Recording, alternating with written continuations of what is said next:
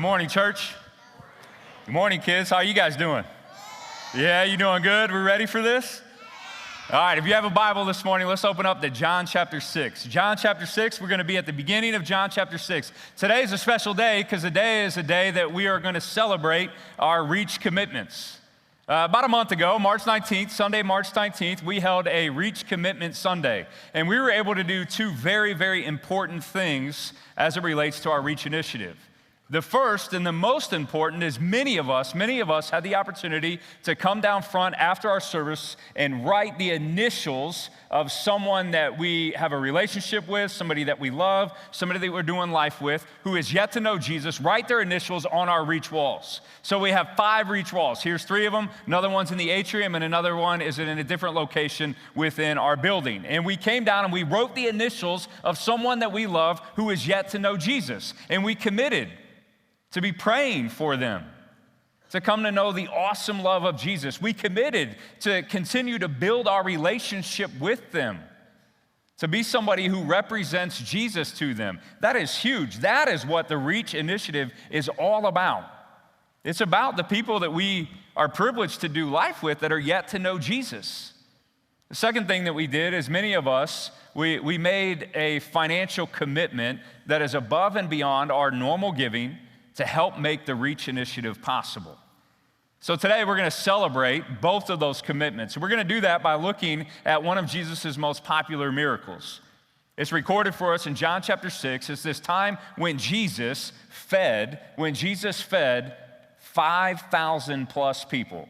And he did that on 5 small crackers and 2 small fish, which is incredible. That's the miracle. So let's open up. John chapter 6, verse 1. Let's look at some important details here. John, the close disciple of Jesus, he records this for us in the Gospel of John chapter 6, verse 1.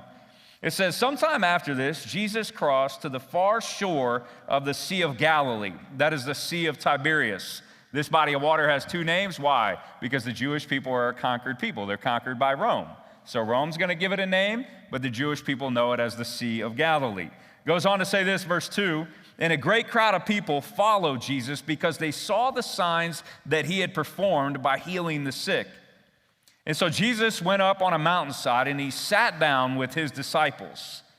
They remind us, verse 4, that the Jewish Passover festival is near. So there's this spiritually ripe moment that takes place before this miracle. Verse 5, when Jesus looked up and saw a great crowd coming towards him, he said to Philip, one of his 12 disciples, he said to Philip, where shall we buy bread for these people to eat?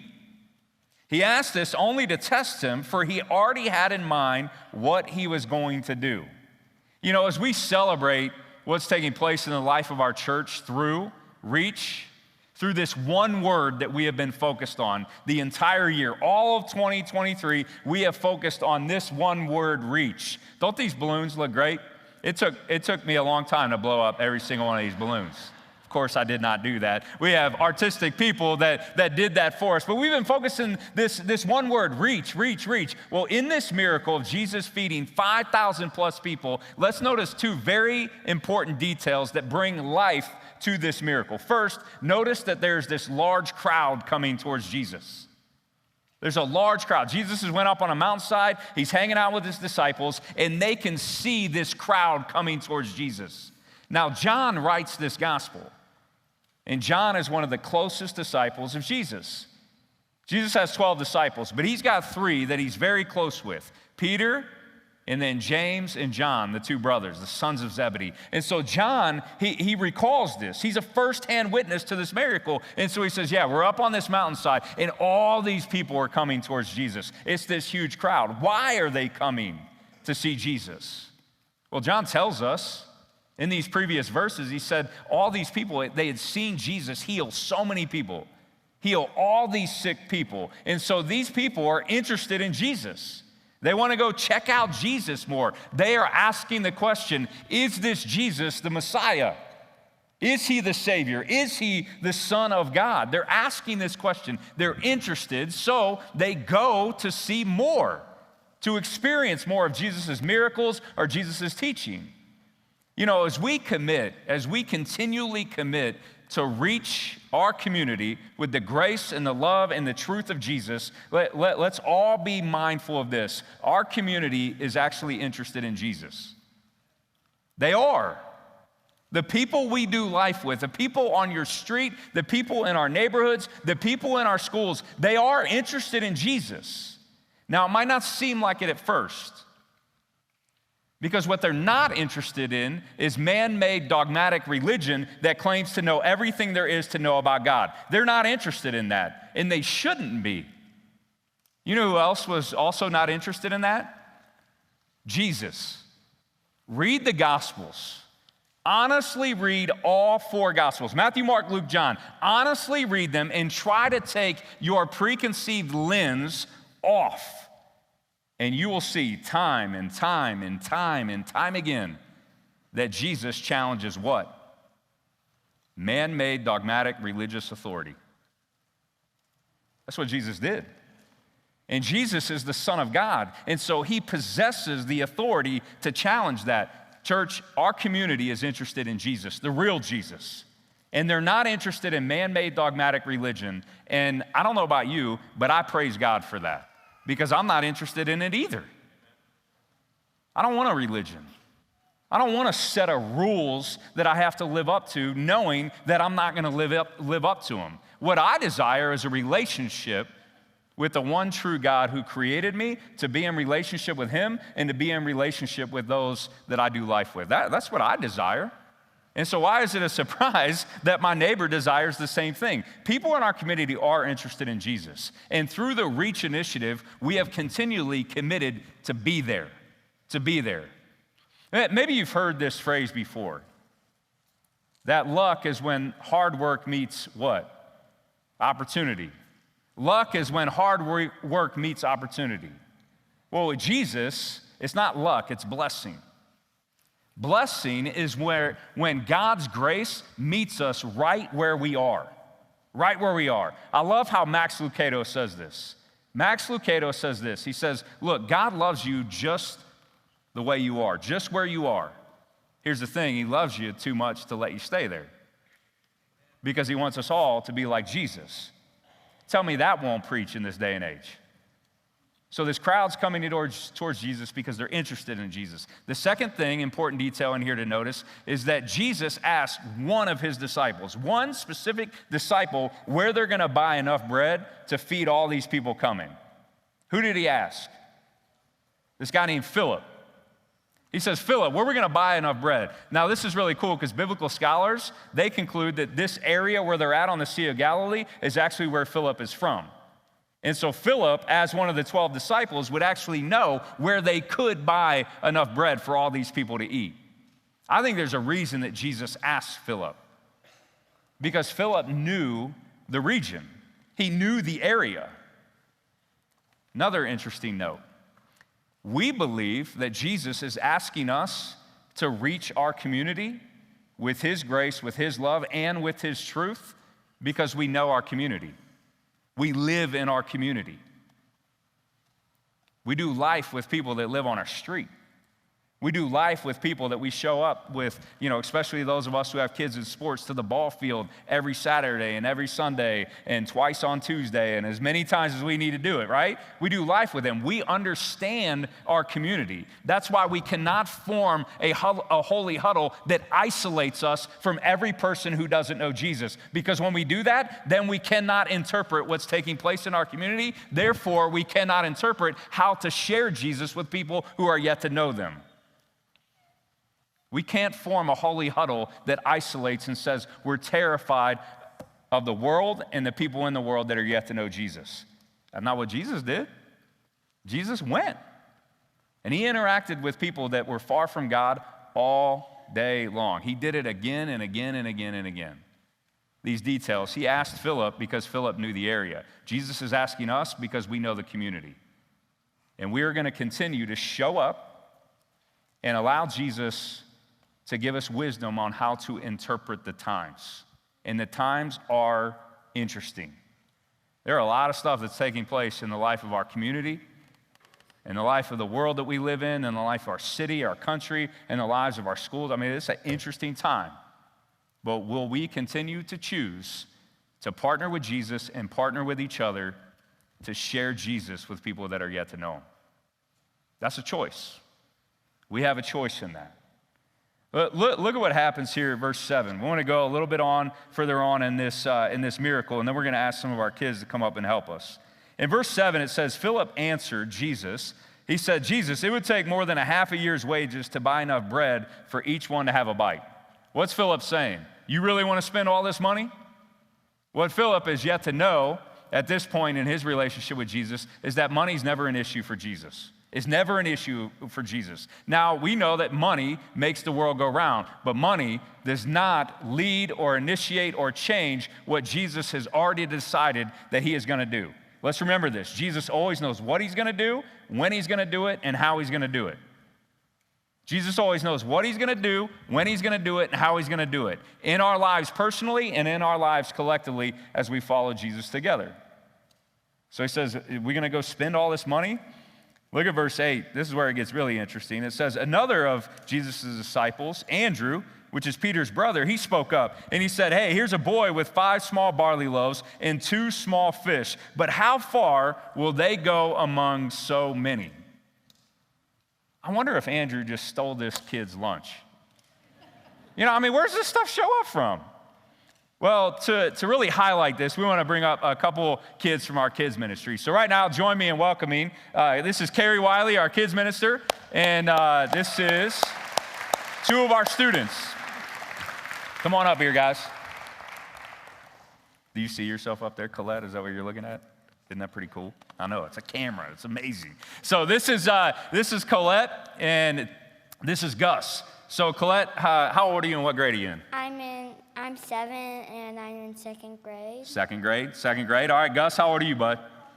I'm 9 and I'm in 3rd grade. You're in 3rd grade? So Colette and Gus are a part of our kids ministry. They're here every Sunday, and they're doing all kinds of stuff in kids worship, and they're really, really excited every Sunday to just be at church and to be here. They're leaders within kids ministry. They set culture on some things, and it's really, really cool to see how kids will lead. Now, we know that the word reach, has been shared within kids ministry, and you guys even made some commitments to help make the reach initiative possible, didn't you? So what excites you? This is my first question for you. What are you most excited about when you hear the word reach? I'm most excited about the slide. About the slide? About the slide? Go ahead and throw up a picture of the slide real quick. This is a part of the design. This is a part of our design. So when we talk about reaching our community with the grace and truth and love of Jesus, here's the thing that we know about people in our community. They love their kids. Most everything they do is for their kids. And so when their kids show up to church, this isn't a gimmick, but I'm telling you, when their kids show up to church and they get to go down to a slide, guess what they want to do the next Sunday morning? Go to church and go down a slide. So Colette is pumped up about the slide. Gus, what are you most excited about with Reach? Probably the new chairs in here. The new chairs right in here? Yeah. Yeah, why is that? I'm kind of getting sick of these. What, Gus, what are you getting sick of? These benches. You getting sick of the benches? Yep. Now, this is not like, please, I didn't feed this boy answers. So I know Gus well, I know his parents well, I didn't feed him. That's literally what he said the first service, and he's going to say next service too. This is just what he believes. I know, they are. They're kind of beat up and broken up. I was sitting in a pew over there the other day during church, and it's loose. It was like sitting in a bench that reclines. And I was like, holy smokes, we got to do something about this, don't we? So now, Colette, you guys made commitments. You made commitments. Why did you make a commitment to the Reach Initiative? I forgot. You forgot? That's okay. I forgot too. Because I want to help people. To help people. To help people. Gus, have you made a commitment yet? No. No? Are you thinking about it? Yep. You praying about it a little bit? No. You just wait. You just waiting to see how it plays out, right? Yep. Yeah. Hey, Gus, let me tell you something. Believe me, you're not the only one.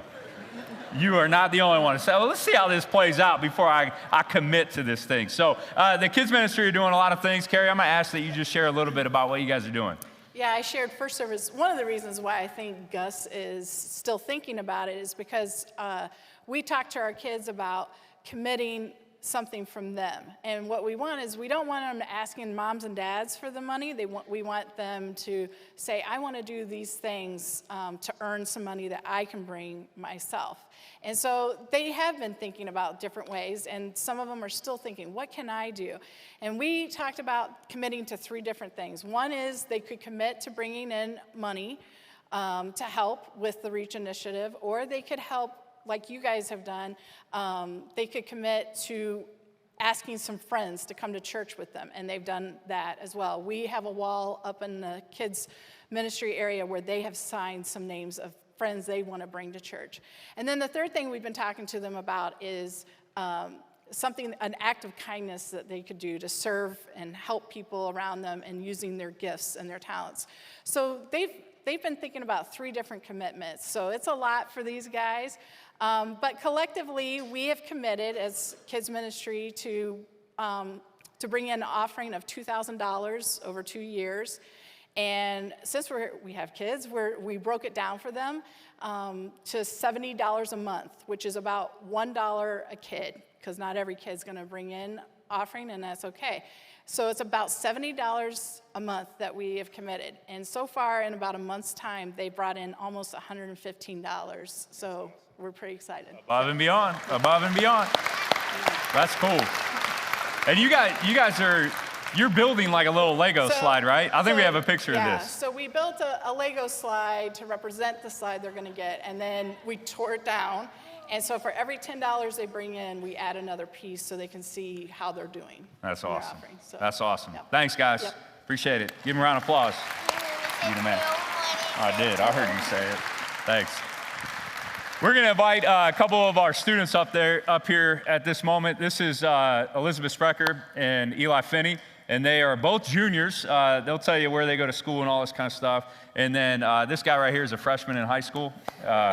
His name's Will Hausler. We decided that we would hire a freshman in high school as our youth minister. So this is Will Hausler, our youth minister as well. So Elizabeth, where do you go to school? I go to Olentangy, Berlin. Berlin, go Bears. Anybody, any Bears out there? So Bears. And then Eli, where do you go to school, bud? Thomas Worthington. Thomas Worthington, T-Dubs. Yep. Cardinals, right? Yep. Yeah, Cardinals. So they're both juniors, and they have been a huge part of REACH. And so, Elizabeth, I just want to ask you a question. Eli, I'm going to ask you the same question, but I have more confidence in her than you, so I'm going to have her go first. Is when you hear the word REACH, Elizabeth, what challenges you with that word? Yeah, so what challenges me with REACH, I know especially in a high school setting, there are a lot of kids have a preconceived notion on Christianity, and there are a lot of negative connotations that come with it, and people perceive it in different ways. So it's difficult to understand how to go about talking to people like that. And I know with REACH, at least the way I've taken it is by being very intentional in the way I act in school and setting a good Christian-like example, because I noticed that I've done that throughout the years, and I've had people come up to me like, hey, why are you doing these things? Why are you acting this way? Why have you maintained this morale throughout high school? And that really just sparks conversation that leads to deeper conversations that come along the way. So just starting is a really hard thing with REACH, but over time it progresses, and yeah. That's awesome. It's awesome. Eli, what's your favorite color? I'm just kidding. I'm just Purple. Kidding. Sorry, I know these students well, so I got to dog Eli a little bit. What challenged you with the word REACH, Eli? Yeah, so especially what Elizabeth was saying, living like a Christian, that's a huge thing in the way to bring people into a life with Christ. One other big thing that I've been trying to do is I've been trying to invite more people to random things around here, like youth group. I know lots of people aren't super open, especially high schoolers, to coming to youth group, just based on like, oh, this isn't really like the thing to me. But the biggest thing is staying persistent and making sure that you keep inviting people to things, whether it's youth group or I invite people to the Bible study that my friend and I created earlier this year at our school. So just making sure to stay with it and keep pursuing people. Yeah, that's awesome. Eli and Elizabeth, I know because of these youth ministry cards that people turned in and all this kind of stuff. I know that both of y'all made commitments. I don't know that a lot of people made commitments. I don't know what people committed, but I do know that you all made commitments. So Eli, why make a significant commitment to help make Reach possible? Yeah, I just want to see the church grow. I've been in the church my entire life since I was born, and I've always wanted to tithe, and I've had a job for a couple years now. So just being able to actually tithe and give what I need to, as well as a little bit extra, to help the church grow and spread the word. It's interesting. Eli used a word that sometimes people see as a bad word, and that's the word tithe. So you're a junior in high school, right, Eli? Yep. And you are setting yourself up to give 10% of what the Lord blesses you with. Yep. Yeah, that's awesome, man. That is awesome. And I'm going to encourage you to do that the rest of your life. The rest of your life. So that's awesome, because you're gonna go forward. You're gonna go forward in life. I'm not gonna hijack this, but you're gonna go forward in life, and you're gonna set up your financial world knowing that this 10% is going to help share Jesus with others. And then you got 90% to do what it is you feel best to do. So Elizabeth, I know you made a commitment. Why?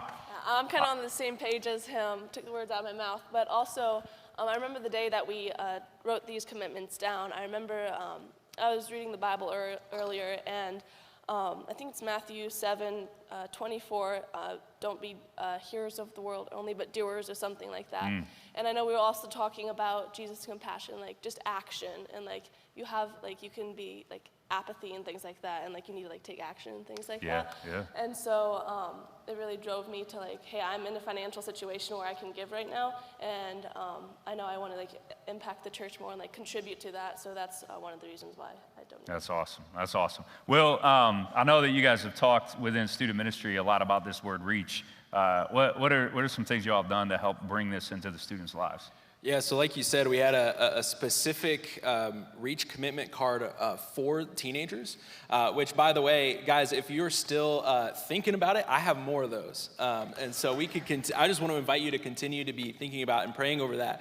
But the thing with those cards is there's two sides to them. And one side is a commitment to reach others in a few different ways. And one is by inviting someone to a youth group or church in some way, shape, or form, serving, or by sharing your faith story with someone. And so a lot of them checked all three of those boxes, or just one or two, and then they wrote the name of somebody right next to it that they were going to do that for or with. And then the other side is the financial piece. And I was just blown away by the boldness of our teens, and they have committed collectively just over $5,000. That's awesome. That's incredible. That's good. Yeah. Hey, thanks, guys. Go ahead and go from there. We're so pumped for our students. Good job. Good job, Elizabeth. Average job, Eli. Good job, bud. Just kidding with you, man. I'll bust you up next service, too. Our students, the life of our church. So we don't believe that our students and our kids are the next generation. We believe they're the now generation. We believe they're the now generation. And that has been a part of the lifeblood of this church since the inception of our church in 1975. For the sake of time, let's get back to Jesus' miracle, because there's one detail in here that is, I believe, the most important detail to Jesus' miracle. So pick it up, verse 10. John chapter 6, verse 10. Jesus said, have all these people sit down. There was plenty of grass in that place, and so they sat down. About 5,000 men were there, and we're going to assume that there are also some women and children. So this is a 5,000 plus people miracle. Verse 11, Jesus then took the loaves. Catch that detail. Jesus then takes the loaves, gave thanks, and distributed to those who were seated as much as they wanted. And then he did the same with the fish. Verse 12, when they all had enough to eat, he said to his disciples, gather the pieces that are, what? Left over. What? There are leftovers? Well, there's 5,000 plus people. They got 5 crackers and 2 small fish. I mean, essentially, he's got a few crackers and like a can of sardines, and they have leftovers? No way. That's impossible. Well, that's the point. Ephesians chapter 3, verse 20, The theme verse for our Reach initiative is this: to him who is able to do immeasurably more than all we can ask or imagine. That's Jesus. That's Jesus. You know, let's ask one last question, and then we're going to share a couple other things. The last question that we'll ask in this idea of reach is this: when did this miracle actually become a miracle? When did the miracle of Jesus feeding 5,000 plus people actually become a miracle? When they handed their limited resources over and entrusted them to Jesus. When they entrusted their limited resources over to Jesus, only then was the miracle able to become a miracle. Church, what we have done over the last several weeks is we've handed over our limited resources to Jesus and said, Jesus, we believe that you are going to do immeasurably more than all we can ask or imagine, because we believe you have called us to reach our community with the grace, the love, and the truth of Jesus. And we don't have it all figured out, but we do have this much figured out. You are calling us to partner with you to be light in a dark world. So Jesus, here's our limited resources. And we trust that you're going to do more than we could ever ask or ever imagine. Right now, I'd like to invite a good friend of mine up. This is Lee Cox, our executive pastor, and we're just going to give you a little bit of an update on some important numbers related to our Reach initiative as of today. So, Lee? I'm getting a little too old to sit on the floor. I had a hard time getting up. But no, it's been exciting over the past few weeks. We've been here a long time. Sarah and I, our kids, 23 years in ministry here at Worthington, and we've seen a lot of things take place. Yeah. But over the past few weeks, we've seen some incredible things take place through the Reach initiative in the hearts of the folks in this church, from the youngest working its way up through the high schoolers into adults. And we have a lot to celebrate today. We're very excited just to be able to celebrate. So since it is a celebration Sunday, we want to be able to clap. So I want to give you permission when it's time to clap. So if I point the microphone at the crowd, you're allowed to clap, okay? Because sometimes you get a big crowd like this. I don't know what I'm supposed to do. So let's just try that out first, okay? If I point the microphone, clap. Everybody got that? Very good, very good. So anyway, we have a few numbers we want to share this morning. The first number I'd like to be able to share, and every one of these numbers really has a story behind it. It's about a person, it's about a family, it's about life. And that's really what's taking place, is what God is doing in our lives and what God will do in the lives of those people that are represented on these walls. The first number I want to share this morning is the number 22. 22 is the number of people, maybe a couple of high schoolers and several of you adults who for the very first time has decided that I think it's time I need to give.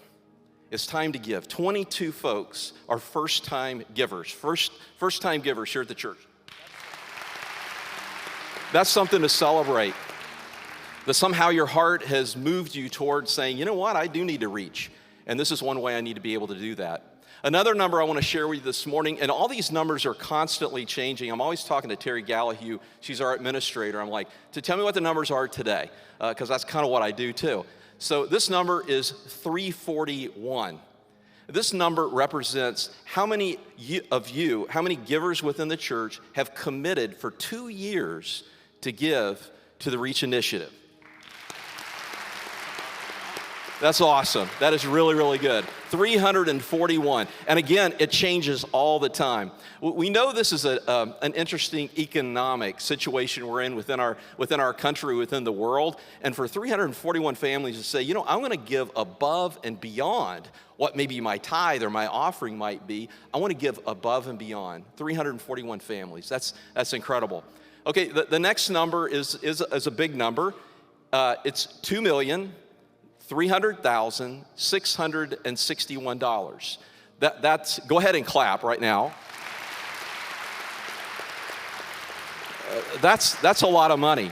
And that's the amount of money that has been committed to date to the Reach initiative. That's 2-year commitments. Now, let me give you a little bit of perspective. Our yearly budget here at the church is a little under $3 million. And what you have done, what we have done as a church, is we've decided that we're going to give over $1 million more, $1 million more to ministry within this community so that we might be able to reach people for Christ. That's something to celebrate. We're excited about this. We know that money and commitments continue to come in on a weekly basis. Again, we're kind of in a weird economic situation in our country, and some folks have come to us and say, you know, I'm not going to be able to do this right now, but come this fall. Or next year in our budget, we're planning on doing this. But $2,300,661 is incredible for us to move forward with what we need to take care of here within the church. But we have one more number that we want to share this morning, and this is the best number of all. And we're excited to be able to share this. The number is 1265. Go ahead and put that up. Jay, what does that mean? So 1,265. Any guesses as to what number that represents? They all have a soul. They all have a story. Those are the number of initials that exist on these reach walls. The 5 reach walls.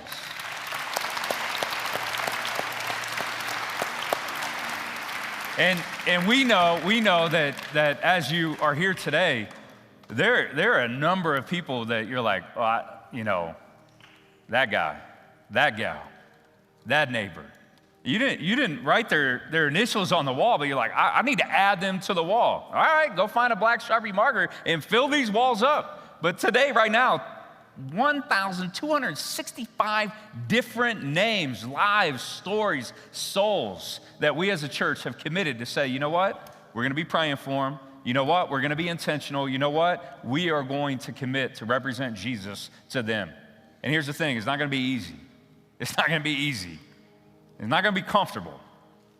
And there are going to be things that take place in the life of the church and the life of the community that at first we're just not going to like it. Let's just face it, we're not going to like it. But the last time that I read the end of the Gospel of Matthew, I do not remember Jesus' words saying, you know what you should do? You should stay and you should get comfortable. Jesus says, go. Go and make disciples of all nations, baptizing them in the name of the Father, the Son, and the Holy Spirit, and teaching them to obey everything that I've commanded you. And remember this, I am with you always to the very end of the age. Church, we have committed, and we will continue to commit to reach our community with the grace and the love and the truth of Jesus. We want to show you a short video of something that took place last Sunday on Easter Sunday, and many of these were completely unexpected. These people literally made their decision last Sunday. So, DG, let's roll that video.